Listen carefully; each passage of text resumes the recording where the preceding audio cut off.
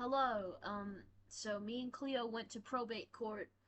Uh, we went back to get my documents for my legal name change. Um, and uh, it was not how I thought it would be. In the last video where I talked about my name change, I said that it would be the social security card that was changing. Originally, I thought we were getting my birth certificate changed. Like I knew that we weren't doing the ID, you know? That's what I knew in my head. I knew this isn't the ID, but what is it then? Because I thought that the way this works, basically I had a more optimistic assumption of how legal name changes work, you know, with bureaucracy type shit. Um, like you I thought that it would I thought it would be more convenient. I was just a bit more optimistic than I guess was appropriate. But also more pessimistic in other ways. I'll get to that. But I thought that it would be like um this first step that I'm taking to change everything. I thought that would have I mean technically getting my ID with my dead name was like the first step, because if I didn't have that ID I wouldn't really be able to do any of this.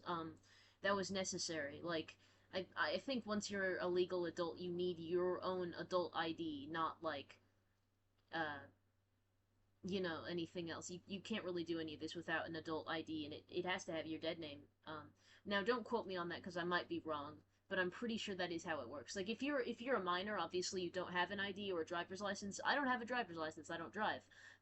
That's true for me now. Okay, but that's always been true for me. I've never been. I've just there was a lot of trouble with learning to drive when I was in high school, and I also don't have enough money for like a new car or anything like that.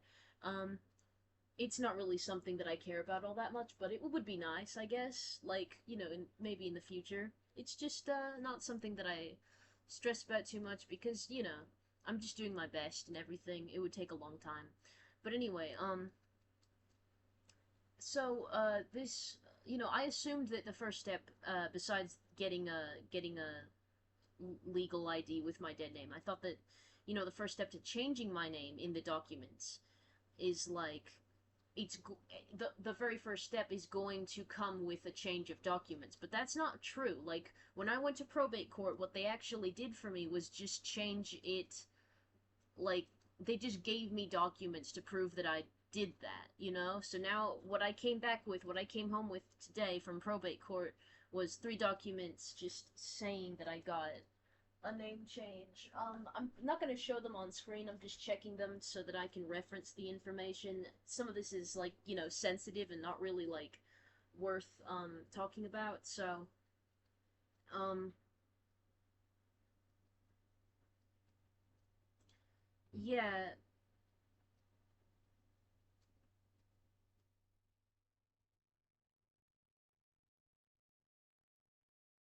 um I got three copies of the same information for like, future legal processes, plural with pro no, it is just processes. Anyway, um so yeah, I've got three identical papers for the future. Um and I have on these papers it has the name, the old name documented and the new name documented on the papers. There's a signature on there. Um it said it was done on the 22nd day of April, so that's the day after I came back. Um, I think that it would be fun for on the channel if we kind of dedicated like this whole time period as like a sort of holiday, Like that's the reason why it was important that I recorded the day that I went to probate court originally. It's special to me. This is a special time, difficult but special, and it's like this requires a lot of concentration and emotional resilience regarding like the stress of going through such a big change and coordinating it. um a lot of it is being done by people around me, particularly Cleo. Like, she's the one that takes me to these places, but I do a lot of this research. I get some of the information wrong, um as is the case with this probate court situation. but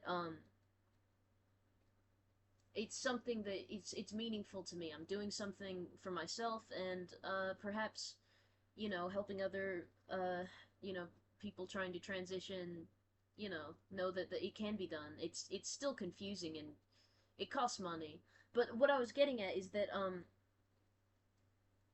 I didn't mention that, like, I was pessimistic in some ways about the process, because I thought that it would cost possibly more money than it did. Like, I thought it could be hundreds of dollars, but each of these little things, it costs like the I think in total it's not gonna it might be like a around $100, not like multiple hundreds, and that's good. I mean, I don't mean to like kiss the ass of the government or anything. Oh, thank you, you made it so easy, because that's not how I feel, like, at all. That is not how I feel at all. But I'm just, trying to acknowledge that things are not as hard as they could be. Not on the government's behalf, but on my behalf, on my own emotional behalf, okay? Because I don't want to like just be like, fuck, this sucks. Because at the end of the day, the actions that I'm taking, while challenging, are also joyous and meaningful to me. And even um, the fact that it's hard, it's just I don't want other people to give up. I don't want you to give up on what matters. And if, changing your legal records matters, then, you should go for it. You should, you know, challenge yourself. If I know it's hard, but if you can manage these steps, I say you should, because that could make you happy, and really, it could lead to an easier life, and could be very affirming for you and everything. Um, but of course, like, being legally recognized as the name and gender you are is not necessary for being a valid gender nonconforming and or trans person. Like, you can, gender nonconforming, trans, non-binary. If you fall into these categories and you want a different name or different, gender markers than you had before, you deserve it. Now, I will say, you can't you can't get your gender marker changed now, or at least, like, it's not acknowledged in the passports. Like, you know uh they won't give you a passport with your original gender marker or something like that. Like, they've changed it to where you have to be misgendered legally when it comes to passports. That is also true for social security cards. I can't get a social security card that has a new gender marker on it, um that's a change that Trump made on January 31st of this year. So that's a new legal thing. Um, and yeah, I wouldn't be able to change my gender markers on my ID, or any of these any of this other legal stuff yet, because in Alabama you're not allowed to do that unless you've had, like, irreversible surgeries. Like, so that's the laws in Alabama. Um, so, but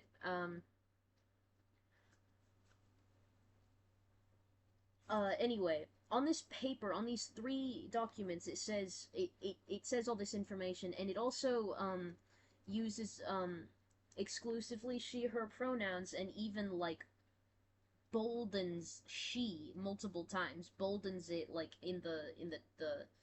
um in the text. That word is written in bold twice on here. And now the funny thing is, I don't mind she her pronouns. I I uh you know sometimes it feels kind of weird, but mostly I'm indifferent to it, and I don't really care. Um, And in this one, I just felt amused. Like, I didn't really feel dysphoric when I read this, but I did feel amused, because it's like, I told Cleo that that was how it was on the papers, and she told me, like, yeah, Trump did a thing that where you can't change your gender legally on some stuff. I think you can still legally do it on an ID, um, and on your birth certificate, but just not in my state. Like, in my state, I can't do it because of the fact that I haven't gone through, like, irreversible surgeries, as they put it in the the legal terminology. But yeah,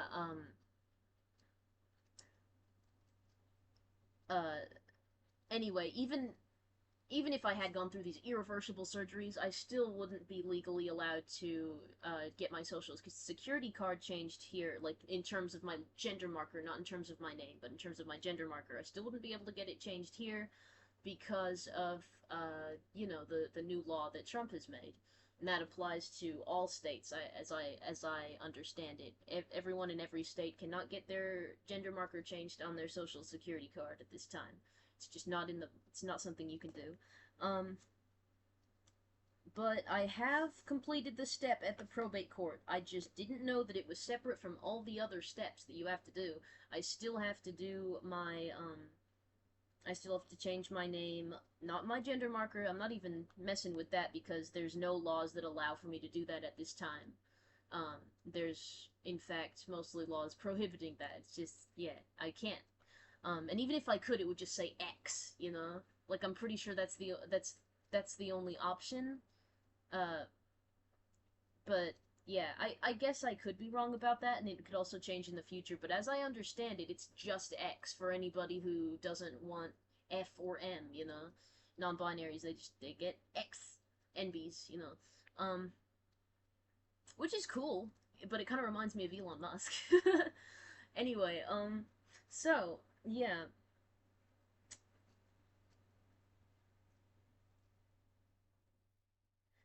it was good to get this step done.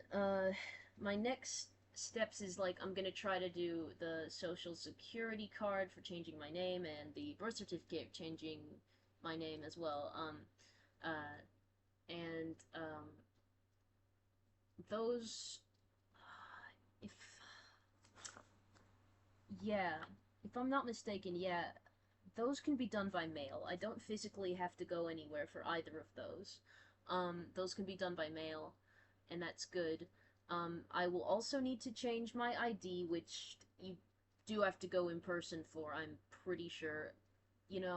I'll keep everyone posted because there have been times in throughout this process where I've gotten information wrong and had to correct myself, so it might happen again. But it's not really that we're doing anything in the wrong way. We're doing things the right way, just like without necessarily understanding everything that's happening. I say we because Cleo has been with me throughout this whole process. She's not the one who tells me false information or anything. Don't I'm not trying to hold her accountable for that. That's mostly just on me. I do the research and yeah. But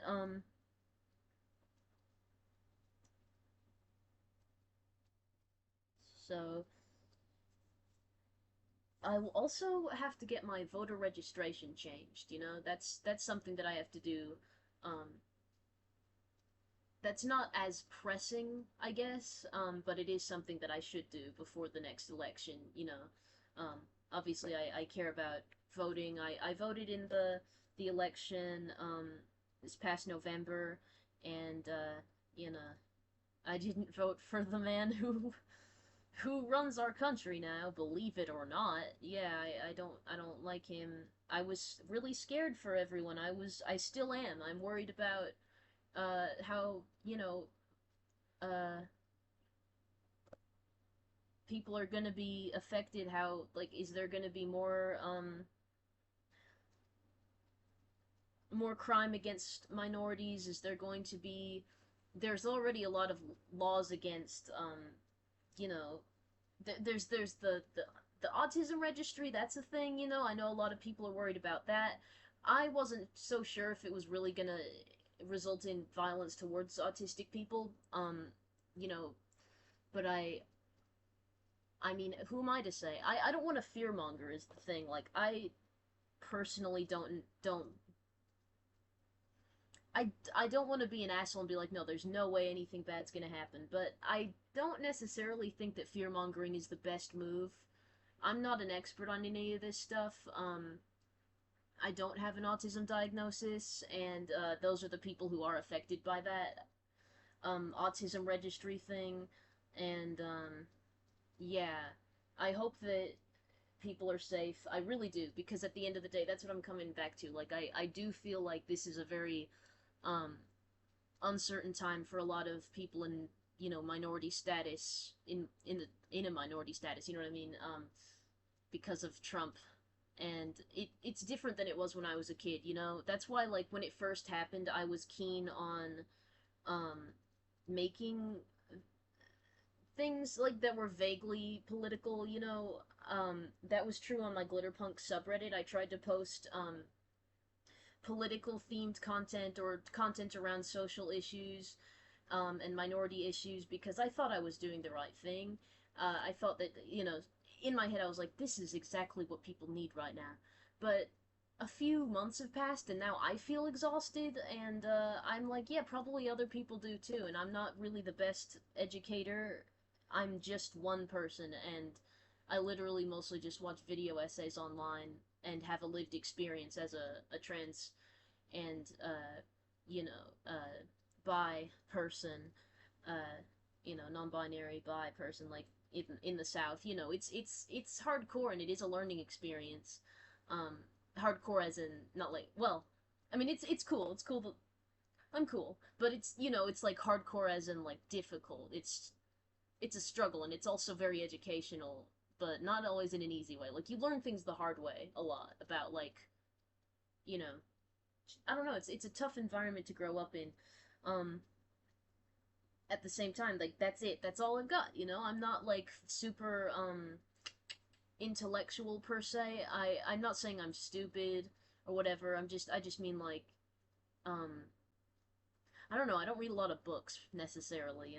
I like little imaginary stories. I don't really read a lot of, like, um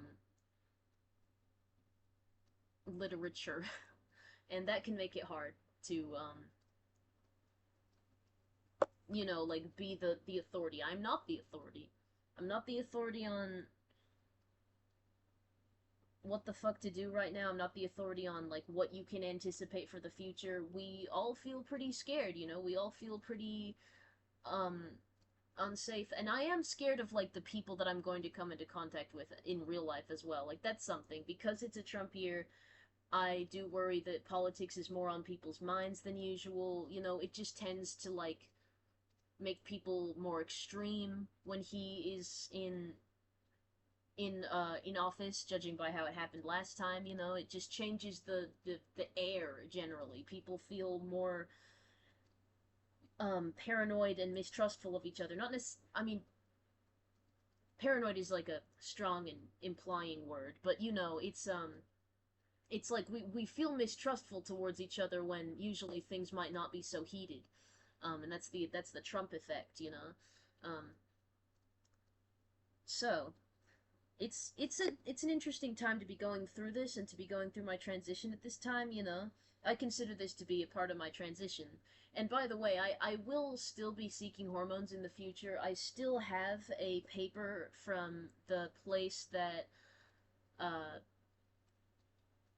yeah, my old hormone doctor, Dr. Flieger. She never got to get me on hormones when I wanted to in the past. But I still have the paper that she gave me, that was referring me to a different, um, hormone replacement therapy place in here in Auburn. So if I bring that to them and I explain who it was, and I tell them where she was from, this Dr. Flieger, maybe they'll still have the proof that I was recommended for them, or whatever, referred to them. I don't know what the terminology is. I can't remember it off the top of my head. I'm kind of, I don't know. I'm a bit all over the place, because it was stressful going out today. I woke up and I felt pretty nervous about everything, but it didn't go too bad. Like, everything was fast. But the thing is, after we went to the probate court, we went immediately to the health center, because that's where I thought I would get my birth certificate changed. But that didn't happen, because apparently that's not how it works. Like, you can't really walk in and just do that. Instead, I have to fill out this paper that they gave me at the birth certificate place at the health center, and I will send that in the mail with, um, some paperwork and some money, and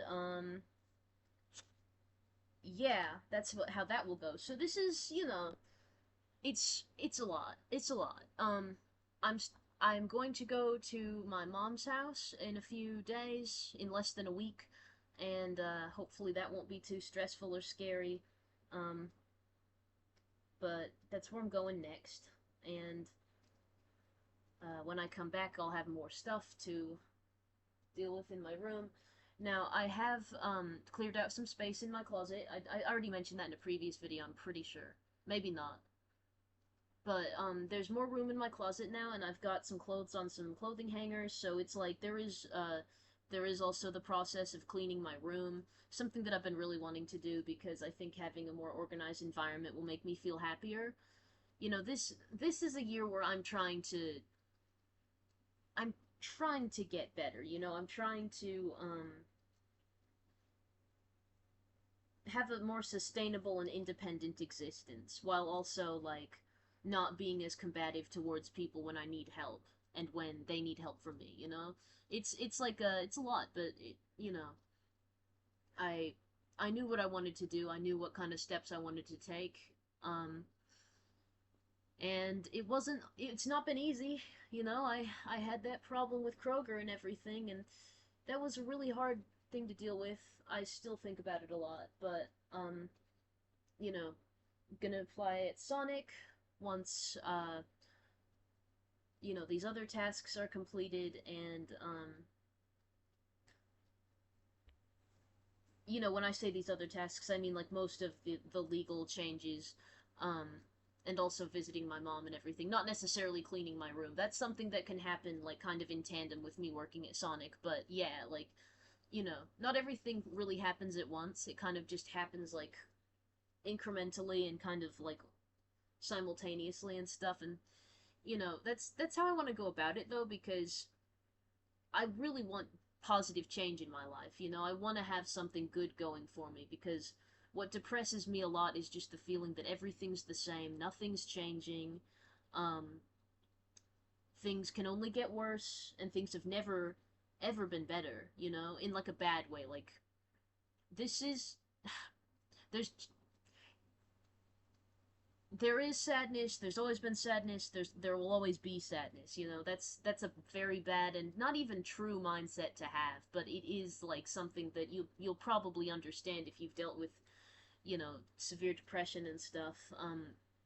You know. So yeah, this is how I find my happiness, and I'm still gonna try to get back on medication when I can, but that's not available right now. So I'm taking other steps to make me feel more happy in my life, more fulfilled, and it's pretty cool. It's pretty cool. So yeah,